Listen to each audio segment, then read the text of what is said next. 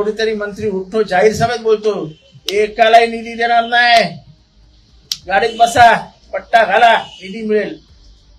अरे हा निधी काय तुम्ही तुमच्या घरात ना आणता काय?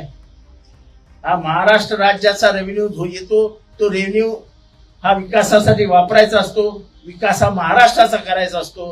विकास काय आम्ही आमचा स्वतःचा करत नाही. पण म्हणजे राजकीय दृष्ट्या लोकशाहीला किती बाधक आहे, लोकशाहीला किती मारक आहे की विरोधी पक्ष आणि सत्ताधारी दोन चाक आहेत, ती व्यवस्थित चालली तर हा महाराष्ट्राचा गाडा विकासाच्या म्हणजे वेगाने धावायला लागेल. तर इथे तर दमच देतात.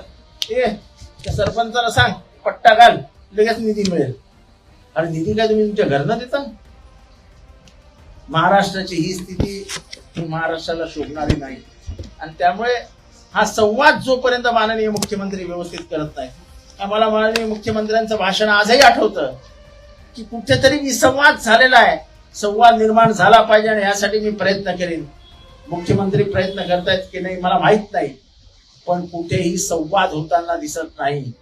सत्तेचा माज आणि मगरुरी प्रत्येक मंत्र्याच्या चेहऱ्यावर दिसते. 10वी 12वी आणि पदवीनंतर आता पुढे काय? वैद्यकीय क्षेत्रातील करिअर घडवणारे 100% रोजगार आणि व्यवसाय मिळवून देणारे पॅरामेडिकल कोर्सेस प्रवेश निश्चित करा. पॅरामेडिकल क्षेत्रातील कौशल्यपूर्ण प्रशिक्षण आणि दर्जेदार शिक्षण देणारे नामांकित विश्वास इन्स्टिट्यूट ऑफ पॅरामेडिकल सायन्स मध्ये प्रवेश घ्या. शाखा हडपसर, पिंपरी, बालाजीनगर, वाघोली.